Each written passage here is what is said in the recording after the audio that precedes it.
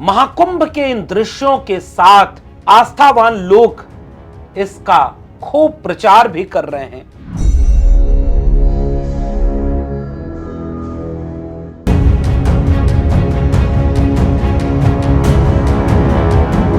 कुंभ के इन दृश्यों के बीच कोई अघोरी, कोई संत, कोई नागा जब अपने धुनी रमा करके वहां आस्था के लिए जा रहे होंगे तो इन आम बेबस लोगों की आवाज कौन सुनेगा जो कह रहे हैं कि कोई इंतजाम नहीं मिल रहा, वो परेशान है। कल्पवासी यहाँ पाइप तक नहीं लगा, भैया पानी की व्यवस्था नहीं है भाई। कम से कम हमारे लिए ऊपर कुछ तो व्यवस्था होना चाहिए, जैसे शीत न लगे, हवा न लगे। जय हो योगी बाबा, ये कैसा कुंभ लगा।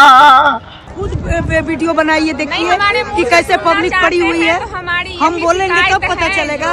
महाकुंभ में करोड़ों रुपए खर्चे हुए सफाई के नाम पे, लेकिन इस देश में कभी इस पर चर्चा नहीं होती कि इस देश में धर्म, मंदिर और आस्था के बड़े बड़े केंद्रों पर भी वीआईपी स्नान, वीआईपी दर्शन, वीआईपी ट्रीटमेंट होता है।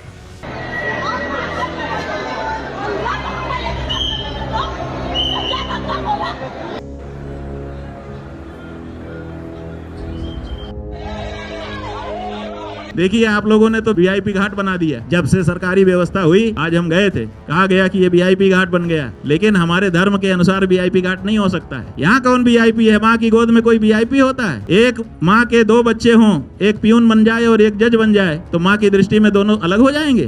कुंभ में असुविधा जिन लोगों को हो रही है, उनकी आस्था क्या किसी अमीर की आस्था से कम है? ये सवाल सरकार से पूछना होगा।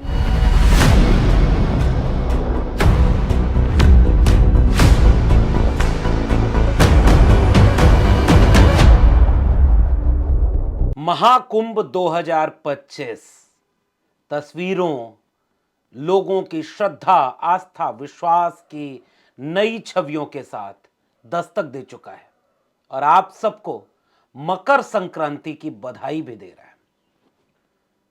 महाकुंभ में कई अखाड़े, साधु, संत, आस्था रखने वाले लोग जाकर के स्नान कर रहे हैं। किसी भी धर्म और आस्था के लिहाज से एक बहुत बड़ा पर्व, मगर उसी कुंभ पर आस्थावान श्रद्धालु और शंकराचार्य के ओहदे पर बैठे लोग भी कुछ सवाल करने लगे तो सोचना जरूरी हो जाता है। महाकुंभ के इन दृश्यों के साथ आस्थावान लोग इसका खूब प्रचार भी कर रहे हैं, लेकिन सच में जो आस्था रखता है वो शायद कोई प्रचार न करे, लेकिन कुछ लोग इसे सोशल मीडिया पर सियासी कलेवर दे करके, जश्न और प्रचार करके अपना वोट बैंक सिक्योर कर रहे हैं।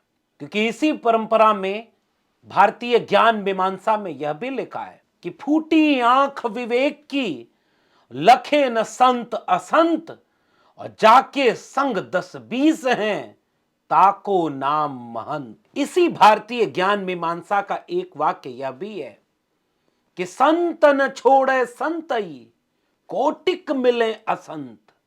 इसी ज्ञान मीमांसा में यह भी एक वाक्य है कि कबीर कलयुग कठिन है, साधन चीन्हे कोय, और कामी क्रोधी मस्खरा तिहक आदर होय।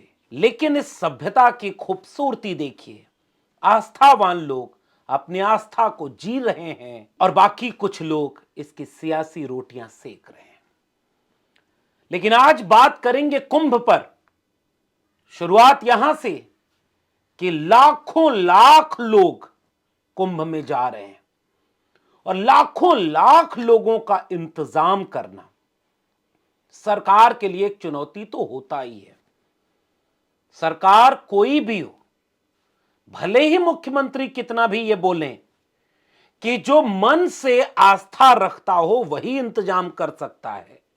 कुंभ जैसे आयोजन के लिए या इस प्रकार के किसी भी आयोजन के लिए जी, उस व्यवस्था के साथ जुड़े हुए लोगों के मन में अगर श्रद्धा का भाव नहीं है तो वे लोग वहां पर उस प्रकार की व्यवस्था नहीं दे सकते, उस प्रकार की बुद्धि उनमें आएगी ही नहीं। तो क्या पिछली सरकारों में आस्था की कमी थी या इंतजाम की कमी थी? ये वाक्य बड़ा दिक्कत तलब है। मुख्यमंत्री योगी आदित्यनाथ के वाक्य को अगर ठीक माने तो कल को किसी मुसलमानों की ईद मुहर्रम पर सरकार कैसे इंतजाम करेगी? सुरक्षा की, सुविधा की।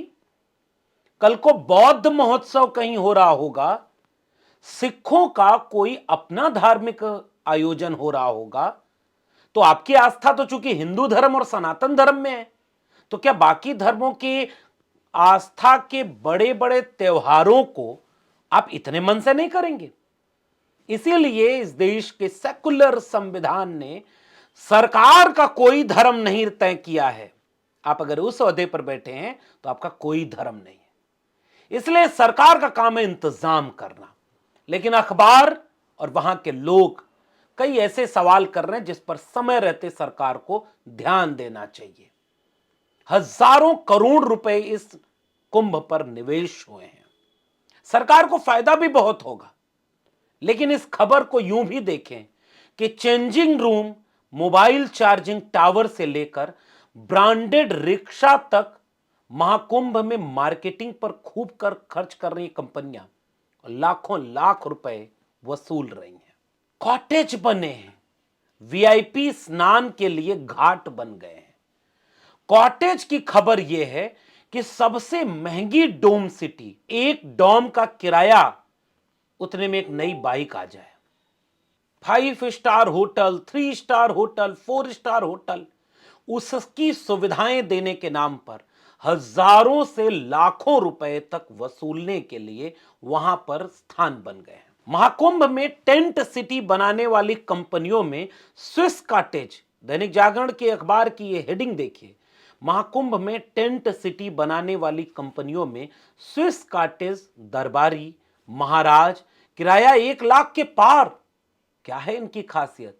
और फिर खासियत देखिए, कहीं ठंड नहीं लगेगी, कहीं गर्म गीजर का पानी, कहीं कुदरत का नजारा, कहीं बैठे बैठे ही संगम का सैर, कहीं कुछ, कहीं भोग विलास।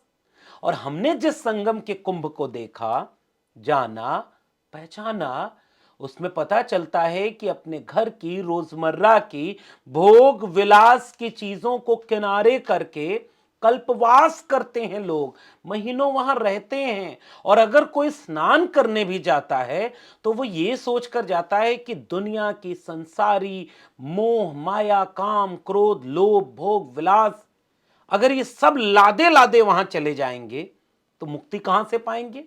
पाप कैसे धुलेंगे?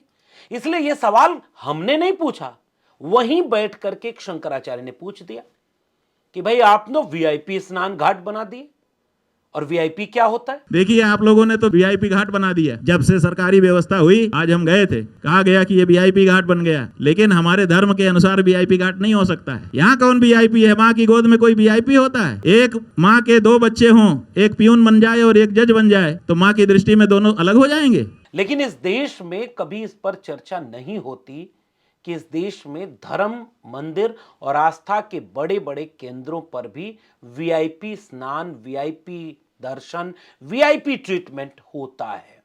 शायद अब कोई भूल गया हो कि साधु भूखा भाव का, धन का भूखा नाय, और धन का भूखा जो फिरे सो तो साधु नाय। साधु का अर्थ यह है कि वो इस तरह की मोह माया से परे हो। साईं इतना दीजिए जा मैं कुटुंब समाए, मैं भी भूखा ना रहूं, साधन भूखा जाए। और कुंभ के स्नान को इतना कॉर्पोरेटाइज, आपको पुरानी चीजें याद हैं?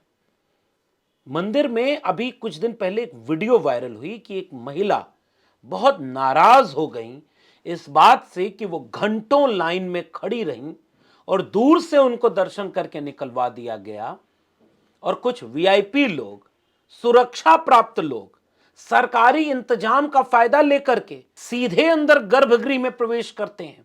उनको वीआईपी ट्रीटमेंट से वीआईपी दर्शन कराया जाता है, और वहीं खड़ी एक श्रद्धालु पूछने लगती है कि यह भगवान का दर्शन करने में गरीब अमीर, ताकतवर कमजोर का फर्क क्यों पैदा कर दिया? और कुंभ के इस मैदान में, कुंभ के इन दृश्यों के बीच कोई अघोरी, कोई संत, कोई नागा जब अपने धुनी रमा करके वहां आस्था के लिए जा रहे होंगे तो इन आम बेबस लोगों की आवाज कौन सुनेगा जो कह रहे हैं कि कोई इंतजाम नहीं मिल रहा, वो परेशान है। सुनिए इन महिलाओं को, वो वहीं कुंभ में बैठ करके पूरे आस्था के मन, विश्वास और कर्म के साथ आपसे कुछ कह रही हैं। कम से कम हमारे लिए ऊपर कुछ तो व्यवस्था होना चाहिए, जैसे शीत न लगे, हवा न लगे। हमारे लिए कोई व्यवस्था नहीं। हम हरियाणा से आए हैं और अपने लिए हम कम्बल लाए हैं, तो इस ठंड में हमारी सुरक्षा सिर्फ कम्बल है। और यहाँ के जितने पुलिस वाले हैं उनसे अगर हम रास्ता भटक जाते हैं तो हम ये पूछते हैं जो हम कहाँ जाएं, हमें रास्ता पता नहीं है, तो ये नहीं बताते हैं जो हमें पता है। कोई सुविधा है यहाँ पे? बिल्कुल नहीं, कोई व्यवस्था नहीं है। कोई व्यवस्था नहीं है? टेंट है? नहीं। टेंट नहीं है? नहीं। खाना पीना है? नहीं। कुछ नहीं है? कुछ नहीं। सरकार कह रही है कि कितना बढ़िया इंतजाम हो गया, क्योंकि हमारे भी दिल में बड़ी आस्था थी। योगी आदित्यनाथ का भाषण फिर से सुनिए। कुंभ जैसे आयोजन के लिए या इस प्रकार के किसी भी आयोजन के लिए जी उस व्यवस्था के साथ जुड़े हुए लोगों के मन में अगर श्रद्धा का भाव नहीं है तो वे लोग वहां पर उस प्रकार की व्यवस्था नहीं दे सकते। उस प्रकार की बुद्धि उनमें आएगी ही नहीं। क्योंकि मन में उनकी आस्था है, इसलिए उन्होंने कमाल का इंतजाम कर दिया। और हकीकत, ये एक दृश्य हकीकत का है। खुद वीडियो बनाइए, देखिए कि कैसे पब्लिक पड़ी हुई है। हम बोलेंगे तब पता चलेगा। सवाल इस बात का नहीं है, ये बात सब लोग जानते हैं कि जहां इंतजाम लाखों लाख लोगों का करना हो, कुछ मुश्किलें आएंगी। लेकिन चिंता की बात यह होनी चाहिए कि किसी की आस्था, किसी की श्रद्धा, किसी के लिए व्यवसाय कैसे हो गई। लाखों को करोड़ों में तब्दील करने के लिए कुछ लोग वहां पर वीआईपी के नाम पर अलग सुविधा बना रहे हैं। ताकतवर लोग आस्था के लिए भी वीआईपी ट्रीटमेंट पा रहे हैं और सामान्य लोग बेबस, लाचार नजर आ रहे हैं। ये देश तो इतना खूबसूरत देश रहा है। हम अपने बचपन से जानते हैं कि कोई कुंभ नहाने जाने वाला हो, कोई बोल बम जा रहा हो, कोई हरिद्वार जा रहा हो, कोई चार धाम यात्रा के लिए जा रहा हो, जो जाता है उसे कोई रोकता नहीं, और जो नहीं जाता है उसे कोई जबरदस्ती ले भी नहीं जाता। ये निजी आस्था का विषय रहा है और सब लोग हर जगह नहीं जाते, और सबका सब में यकीन और भरोसा हो, यह भी नहीं दावा किया जा सकता। अब आजकल कैसे कर्मकांड बदल रहे हैं। वीआईपी लोग अपने घर में कोई गुजर जाए, कोई मर जाए तो कितना मुंडन करा रहे हैं। कहने वाले तो कहते हैं कि मोदी जी ने अपनी माता जी के निधन के बाद कौन कौन से संस्कार कराए। योगी जी अपने पिताजी के निधन के बाद तो गए ही नहीं। तो कर्मकांडों में कमी आ रही है। पहले लोग कितना बड़ा बड़ा कर्मकांड करते थे, अब तो छोटे में नाखून कटवा करके भी मान लिया जाता है कि चलो अंतिम काम हो गया। कोई मुंडन नहीं करवा रहा, कोई अग्नि का फेरा करने की बजाय सिंदूर को अग्नि के चारों तरफ घुमा दे रहा। सब कुछ बदल रहा है। इसलिए धर्म जिनके लिए है वो अपने ढंग से जीते, उन्हें कोई रोकता नहीं और रोकना भी नहीं चाहिए। जिसकी आस्था है वो कुंभ में जाए, नहाए, और उसके लिए सरकार को पूरा इंतजाम रखना चाहिए। लेकिन आस्थाओं की कोई औकात नहीं कि किसी की ज्यादा औकात और किसी की कम। आस्था आस्था होती है। अगर वो होती है तो एक अमीर की भी आस्था वही है जो एक गरीब की आस्था है। लेकिन जब शंकराचार्य जो आज ये सवाल कर रहे हैं, कल यही शंकराचार्य कह रहे थे कि भाई जाति हटा दोगे तो हिंदू धर्म में बचेगा क्या। सुनिए जरा इनको। अब हिंदू में तो जाति ही होती है। हिंदू की पहचान क्या है? जैसे ही कहेगा कि आप कौन हो, आप कहेंगे हिंदू। अच्छा, कौन बिरादर हो, ब्राह्मण हो कि क्षत्रिय हो? यहीं से तो अपनी बातचीत शुरू होती है। और यही शंकराचार्य यह भी कहते हुए सुनाई दे रहे हैं कि एक व्यक्ति हमसे पूछ रहा है कि हम तो शूद्र हैं लेकिन सन्यास ले सकते हैं क्या। तो शास्त्रों में कहा गया है कि सन्यास लेने का अधिकार तो आपको है ही नहीं, आप तो शूद्र हैं। सुनिए इन्हें। एक तरफ तो ऐसा लग रहा है कि आप शूद्र जाति में उत्पन्न हैं और उत्पन्न होकर के भी आप शास्त्र नियमों के अनुसार अपने आप को चलाना चाहते हैं। तो जब शास्त्र नियमों के अनुसार आप अपने को चलाना चाहते हैं तो ये जान लीजिए कि शूद्र के लिए संन्यास है ही नहीं। संन्यास जो है ये त्रैवर्णिक है। मुख्य रूप से ब्राह्मण के लिए है और गौण रूप से क्षत्रिय और वैश्य के लिए है। शूद्र के लिए संन्यास नहीं। फिर वही शंकराचार्य आज ये सवाल कैसे उठाने लगे कि वीआईपी नहीं होता। जैसे आर्थिक आधार पर बंटवारा भगवान के सामने करना गलत है, वैसे ही जाति के नाम पर बंटवारा भी गलत होना चाहिए। मगर उसकी बात हो तो लोग जातिवाद की बात करते हैं। और कुंभ में बद इंतजामी कुंभ में असुविधा जिन लोगों को हो रही है, उनकी आस्था क्या किसी अमीर की आस्था से कम है? यह सवाल सरकार से पूछना होगा। और सरकार से यह भी पूछना होगा कि ये लाखों लाख रुपए कमाने के लिए बिजनेस बना देना आस्था का, ये कितना जायज है? सोचिएगा आप भी। मेरा पुरखा कबीर कह गया कि मलमल धोए शरीर को और धोए न मल का मैल और नहाए गंगा गोमती, रहे बैल के बैल। और ये मैं नहीं कह रहा, ये बात हमारा पुरखा कबीर कह गया। मन चंगा तो कठौती में गंगा। अंदर तेरे कपट करधनी सो भी साहब लगता है, भीतर क्रोध लेकर के, कपट लेकर के, लोभ लेकर के, लालच लेकर के, पाप लेकर के कितना भी डुबकी लगा लो, मुक्ति देने वाला भी जानता है कि धोखा दे रहे हो तुम। इस दुनिया में मोहब्बत हो, प्यार हो, इंसान इंसान से जाति मजहब के नाम पर लड़े ना, बंटवारा खत्म हो, तब किसी गंगा नहाने से पुण्य मिलेगा, वरना मछली न तरी जिसका गंगा में ही घर है। वह पुरखा कबीर, पुरखा बुद्ध को भी याद करता हूं, और याद करता हूं कि भगवान भी देख रहा होगा तो सोच रहा होगा कि ये बिजनेस व्यापार किसी के लिए, वीआईपी ट्रीटमेंट किसी के लिए, धर्म कहां है सबके लिए? सोचिएगा। मकर संक्रांति मुबारक हो, खिचड़ी की मुबारकबाद। धन्यवाद।